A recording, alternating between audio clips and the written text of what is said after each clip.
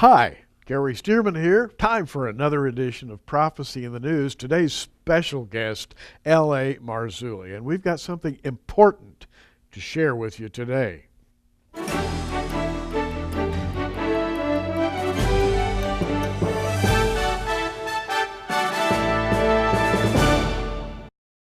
And I do mean important. L.A. Marzulli, good to have you here. Great to be here, Gary. Thanks. You know, you're carrying a kind of a burden these days. We have followed LA's travels. You've shared your adventures with us. You've gone to Peru. You have really done what I consider basic research into the genetic history of mankind. And your books on the trail of the Nephilim have really basically become classics. But in the process of doing this research, you have found yourself coming up against resistance in a lot of ways. Now, we have just come back from Newark, Ohio, where Russ Dizdar, L.A. Marzulli, and myself shared in the presentation of a program designed to, I think, to sensitize people to the idea that there were once giants. The Bible refers to the Nephilim, and let's start our story right there because we've got a lot to talk about today. Sure, absolutely. What was great about the conference is the way your presentation sort of anchored the conference. I mean, and you did it from a biblical perspective, and it was almost an exhaustive presentation. What I mean by that is you really covered so much material, and you only had 2 hours, but you covered just a wealth of material and presented it in such a way that people could see that, my gosh, this is sort of the key to end time prophecy in a way. And you enabled Russ to take off from your platform, and I was able to take off from what you laid down. So it was and the platform really good. Basically is this, that there is something in the Bible that's an extraordinarily important topic that's been mostly ignored. And let me just give you an example to start with here. Genesis 14, this is the narrative in which Abraham goes to the land that God showed him. Says, go down there, I've got something I want you to do. And Abraham went. At that time he was called Abram. And in Genesis 14, verse 1, it says, and it came to pass in the days of Amraphel, king of Shinar, Arioch, king of Elasar, Kedorlaomer, king of Elam, and Tidal, king of nations, 4 Gentile kings. Well, does that ring a bell? It does. Babylon, Medo-Persia, Greece, and Rome. This is a foreshadowing of the prophetic history of the Middle East. Those 4 Gentile kings decided that they wanted to come down along the Jordan River, and they came down along the east side of the Jordan River, L.A., on a mission to capture the land.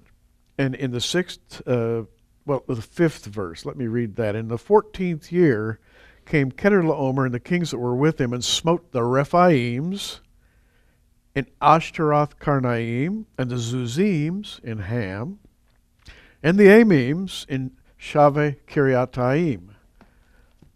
Those Gentile kings were on a mission to destroy giants. And the giants are the Amims, they are the Rephaim, they are the Zuzim, 3 major branches of giants. Why did they want to do that? What was their mission? Well, if you read the Bible carefully, you find out that their mission extends all the way through the days of Abraham, Isaac, Jacob, the 12 tribes, all the way up to the kingdom of David. And yet, how often is this taught in church, this history of the giants? And not only is it not taught in church, but then we have those who are trying to tell us that there is no second incursion.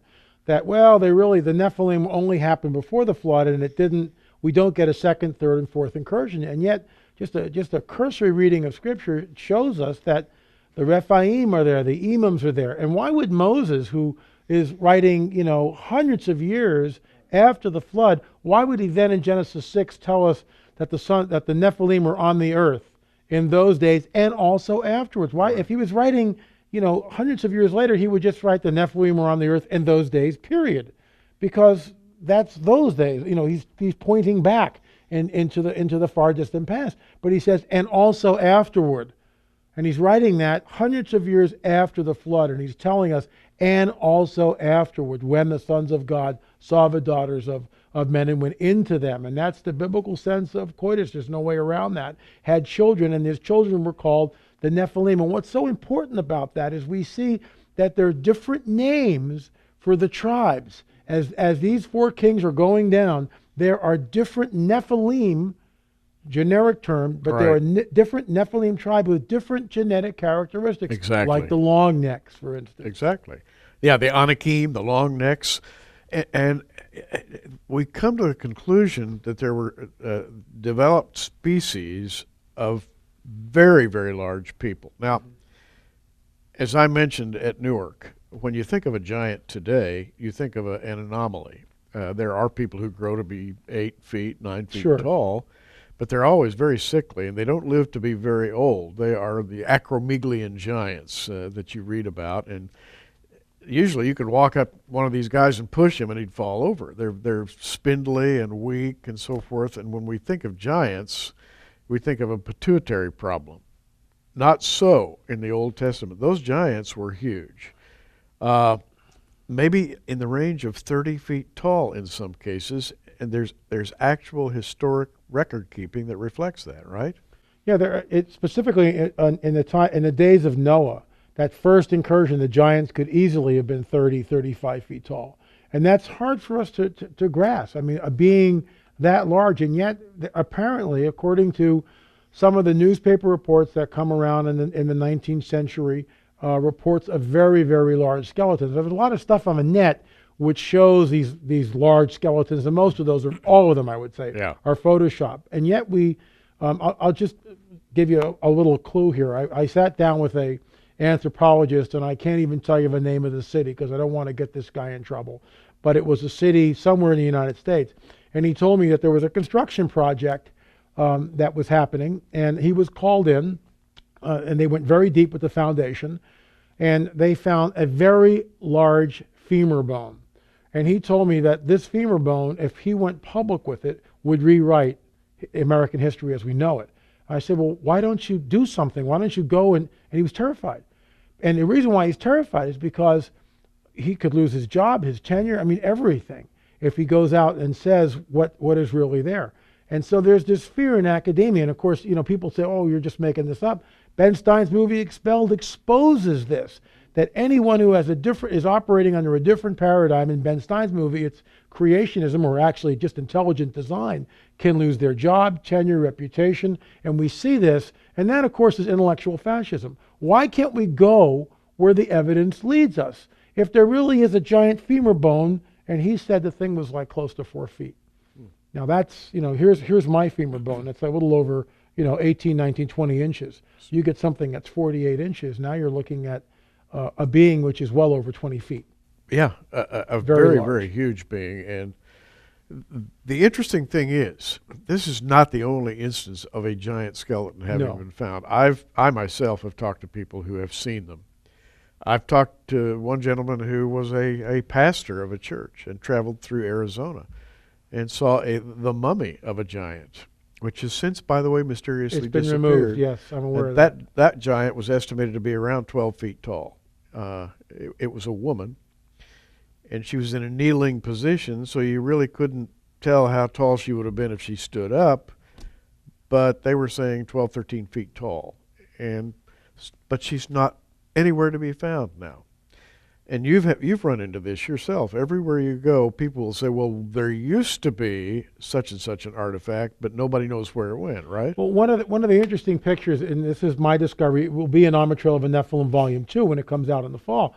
But basically, there is a man on Catalina who did primitive archaeological digs in the 1920s. His name was Ralph Glidden. And there was a cache of old photographs and records that was stored in the attic of the museum and had been there for like 70 years. And the curator, John Boragina, the former curator, found the trunk, and I was able to look at the pictures. Mm-hmm. And what I found, and we've had 4 people with different computer programs looking at the photograph, and this is based on your suggestion, and based on the idea or the fact that Ralph Glidden was 5 foot 8 inches tall, extrapolating the data from the picture, they're able to ascertain that the giant, that skeleton in that picture is around 9 feet.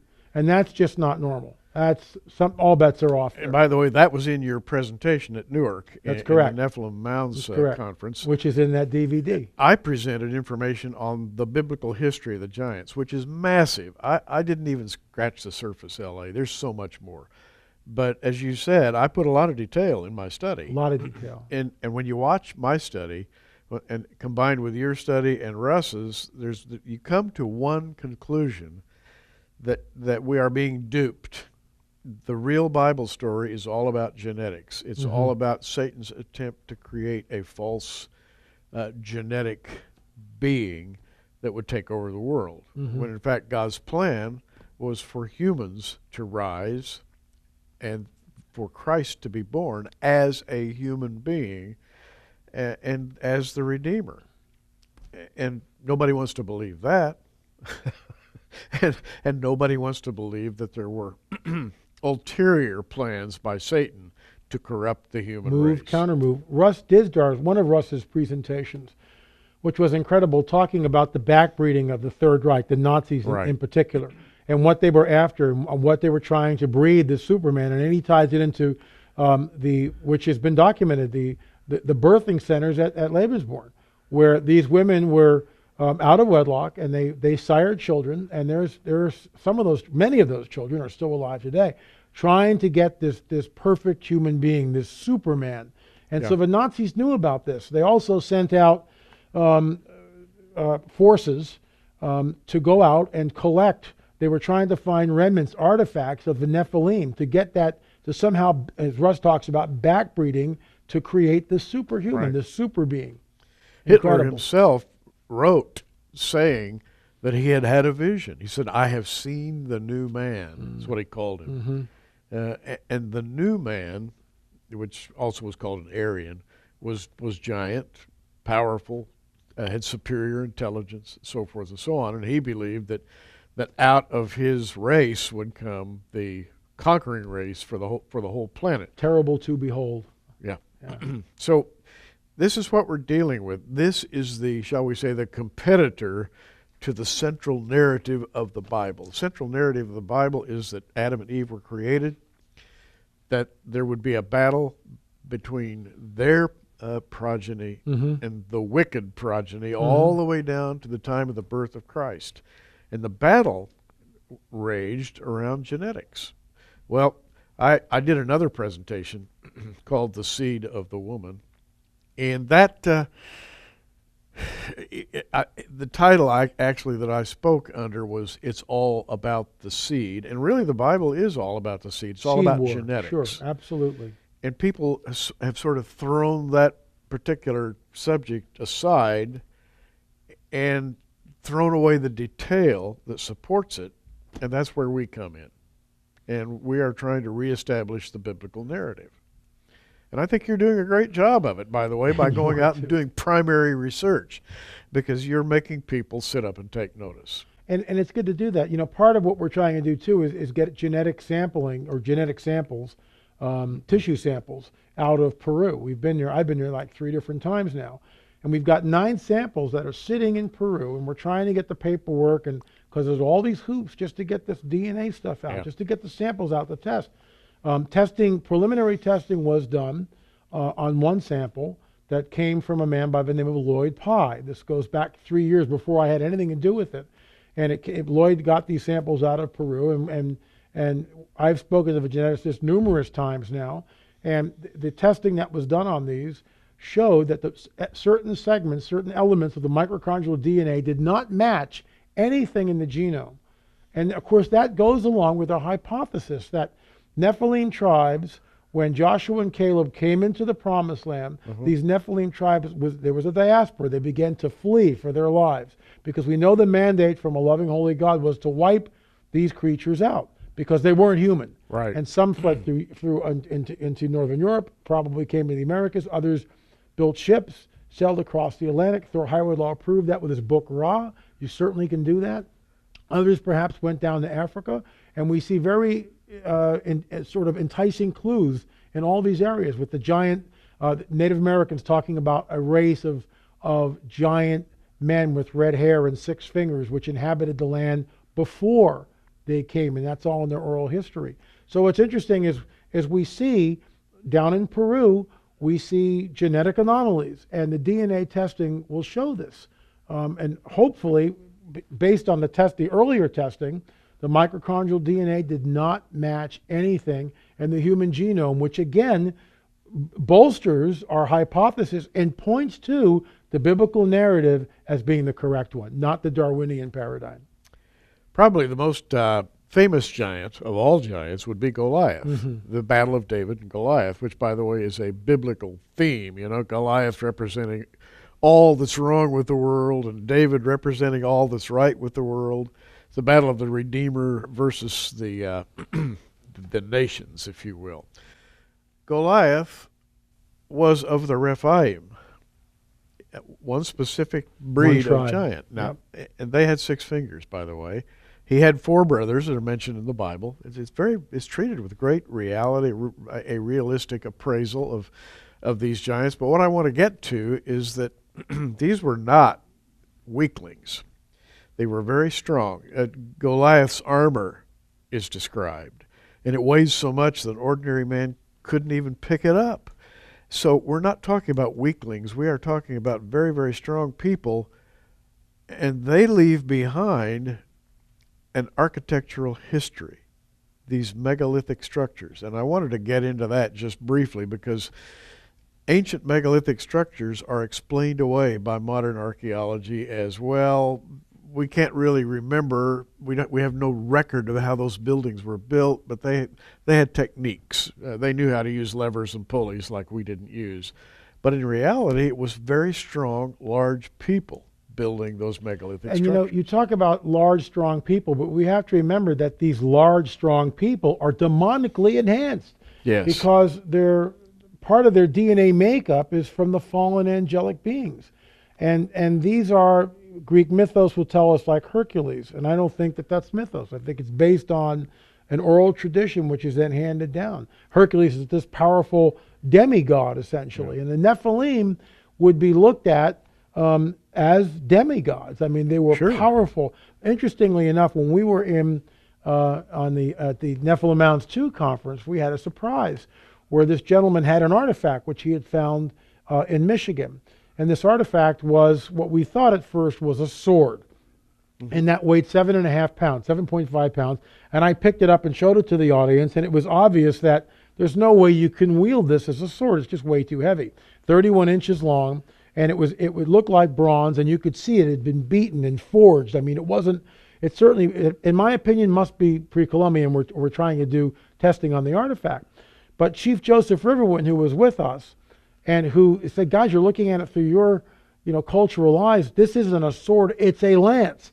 And the oral tradition of many Native American tribes talk about these giants, 9, 10, 11, 12 feet tall, would come in with these huge lances, and they would run these lances through 3 braves, 3 men. And so Chief Joseph and myself and Bob Shelley all stood, back to back kind of thing. Yeah. And then we held the lance in front of us, and sure enough, that lance, 31 inches, would easily pass through us. But what was interesting, and this came through an archaeologist who I showed him pictures of the lance, and he got back to me on this.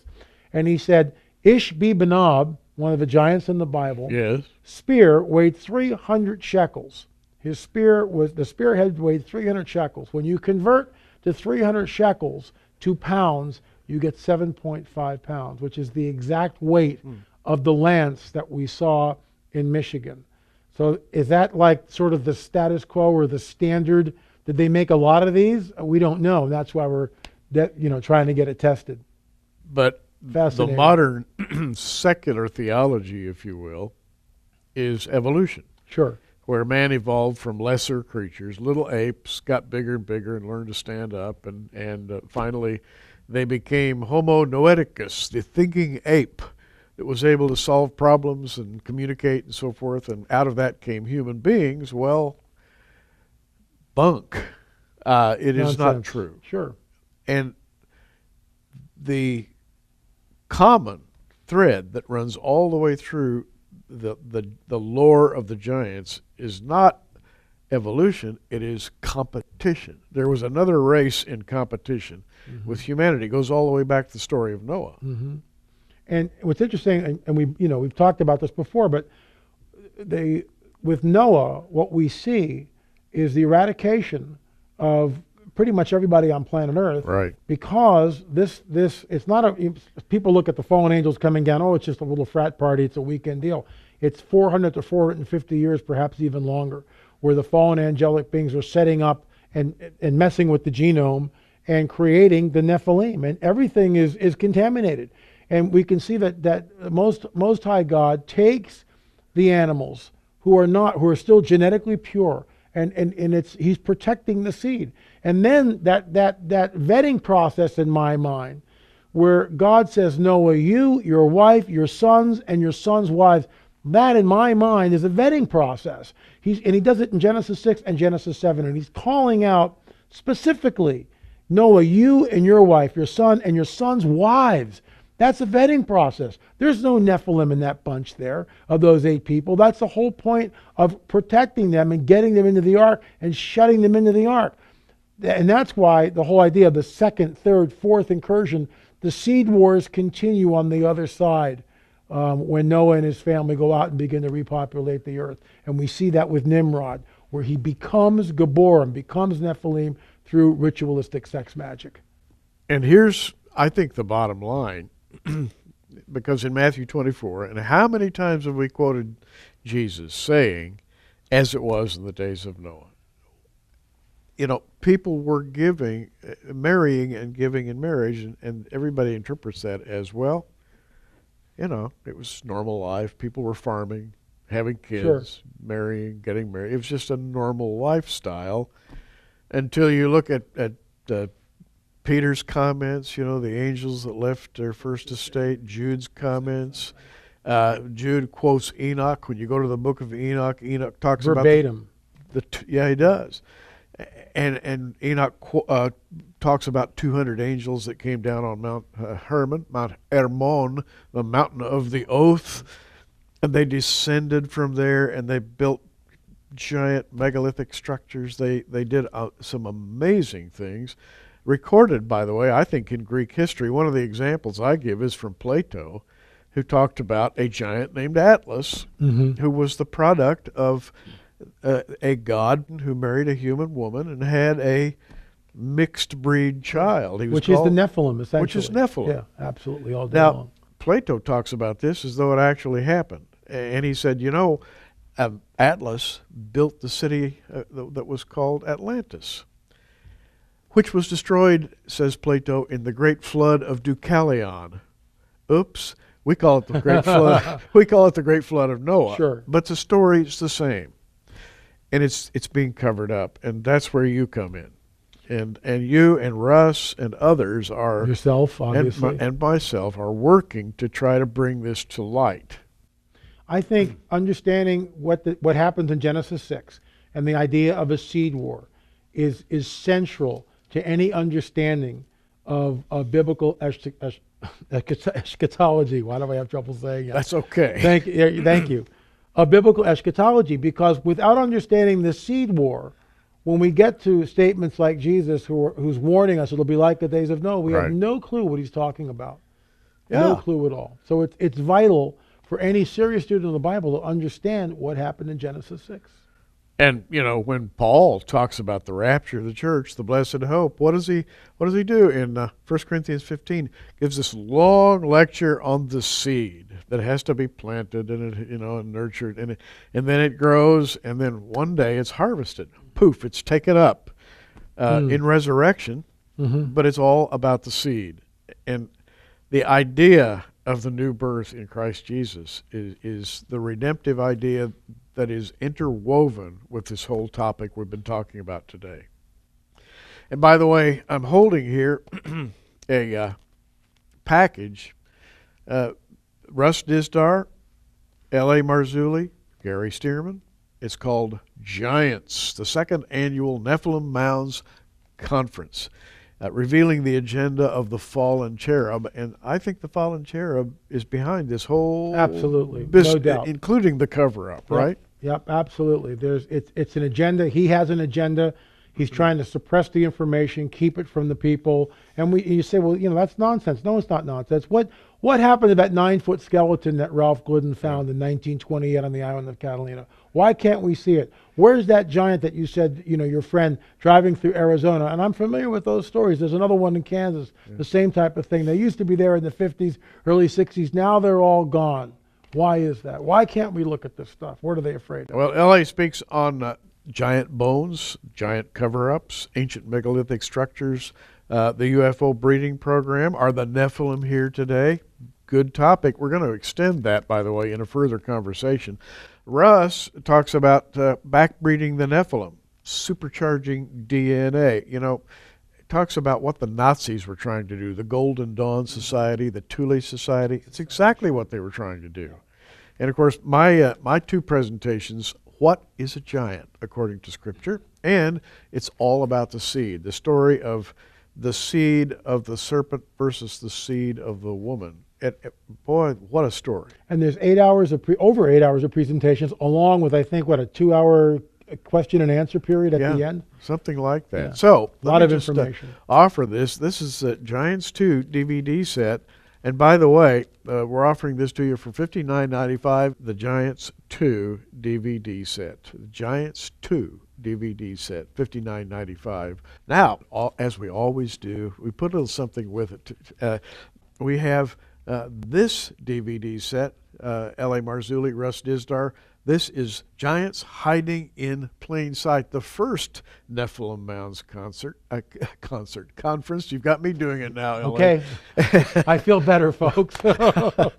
And we're putting this together Eschatology. as the Nephilim package. Both DVD sets, which, by the way, let me just do this right. Both DVD sets plus the free copy of Zenith 2016 for only $99.95.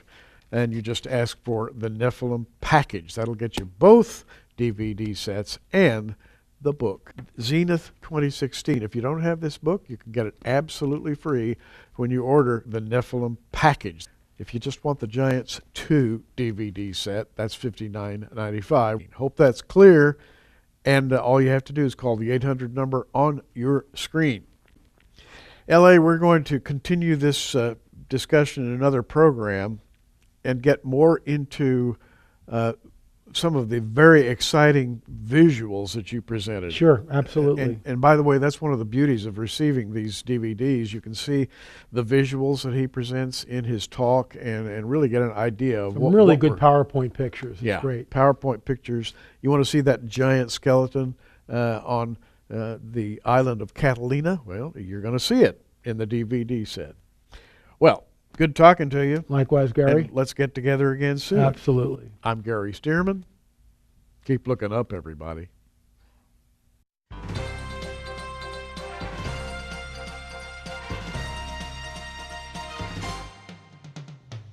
Prophecy in the News is a viewer-supported program made possible by our many friends around the world. Be sure you tune in every day for breaking news and our daily prophetic news updates at prophecyinthenews.com or follow us on Facebook at facebook.com/prophecyinthenews.